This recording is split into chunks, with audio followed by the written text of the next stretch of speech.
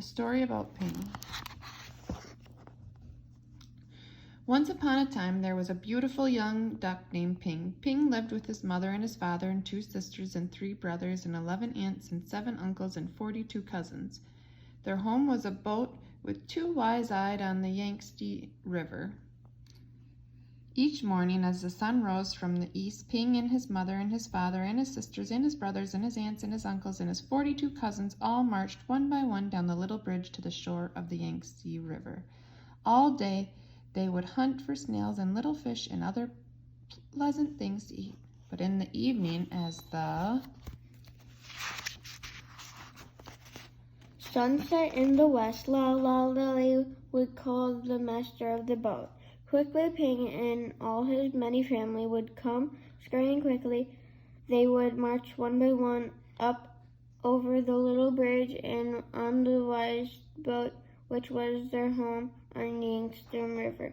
Ping was always careful, very careful, not to be last, because the last duck crossed over the bridge always got spanked on the back.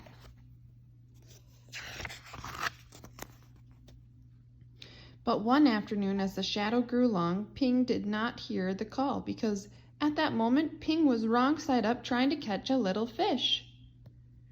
By the time Ping was right side up, his mother and his father and his aunts were already marching one by one up over the bridge. By the time Ping neared the shore, his uncles and his cousins were marching over. And by the time Ping reached the shore, the last one of his 42 cousins had crossed the bridge. Ping knew he would be the very last duck if he crossed the bridge. Ping did not want to be spanked. So he hid. Ping hid behind the grasses, and as dark came and the pale moon shone in the sky, Ping watched the wise-eyed boat slowly sail away down the Yangtze River. All night long, Ping slept near the grasses on the bank of the river with his head tucked under his wing. And when the sun rose up from the east, Ping found he was all alone on the Yangtze River. There was no father or mother, no sisters or brothers, no aunts, no uncles, no 42 cousins to go fishing with. So Ping started out to find them swimming down the yellow waters of the Yangtze River. As the sun rose higher in the sky, boats came, big boats, little boats, fishing boats, beggars' boats, houseboats, raft boats, and all these boats had eyes to see with, but nowhere could Ping see the wise-eyed boat, which was his home. Then came a boat full of strange, dark fishing birds. Ping saw them diving for fish for their master. As each bird brought a fish to his master, he would give a little piece of fish for pay. Closer and closer swooped the fishing birds near Ping. Now Ping could see shining rings around their necks. Rings of metal made so tight the birds could never swallow the big fish they were catching. Swoop, splash, splash, the ring birds were dashing here and there all about Ping, so down he ducked and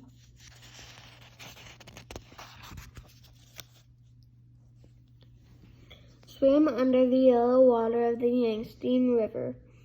When Ping came up to the top of the water far away from the fishing birds, he found a little crumbs, tendering little rice cake crumbs, which made a path to a houseboat.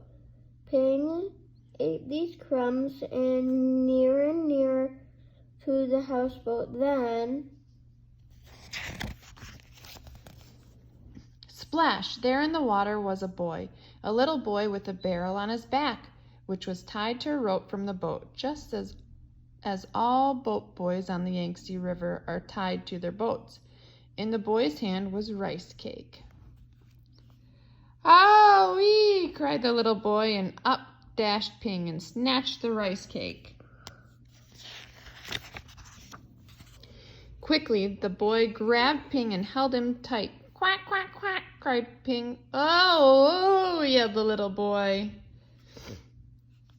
Ping and the boy made such splashing and such noise that the boy's father came running, and the boy's mother came running, and the boy's sister and brother came running, and they all looked over the edge of the boat at Ping and the boy splashing in the water on the Yangtze River.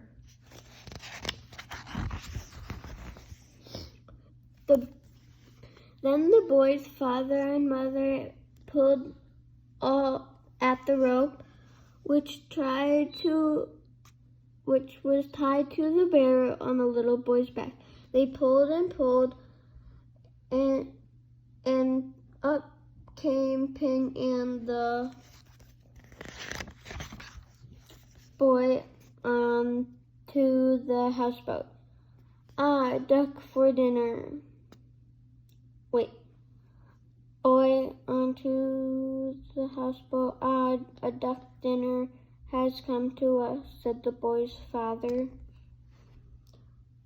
I will cook him with rice at sunset tonight, said the boy's mother. No, no, my nice duck is too beautiful to eat, cried the boy. But down came a basket all over Ping, and he could not see no more of the boy or the boat or the sky of the beautiful yellow water of the Yangtze River. All day long, Ping could only see thin lines of sun which shone through the cracks in the basket, and Ping was very sad.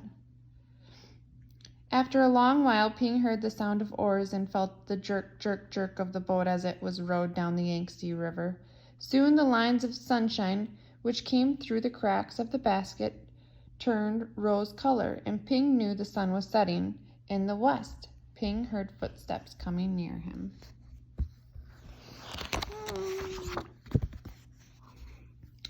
The basket was quickly lifted, and the little boy's hands were holding Ping.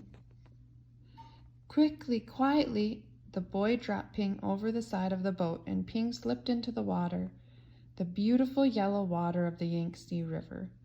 Then Ping heard the call, la la la la lee.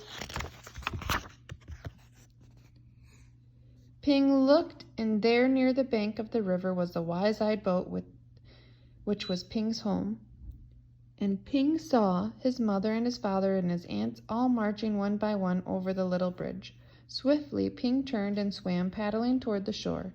Now Ping could see his uncles marching one by one. Paddle, paddle, Ping hurried toward the shore. Ping saw his cousins marching one by one. Paddle, paddle, Ping neared the shore. But as Ping reached the shore, the last of Ping's 42 cousins marched over the bridge, and Ping knew that he was late again. But up marched Ping, up over the little bridge, and spank came the spank on Ping's back.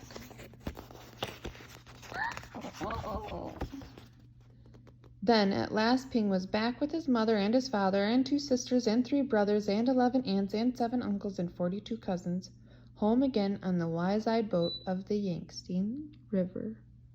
The end.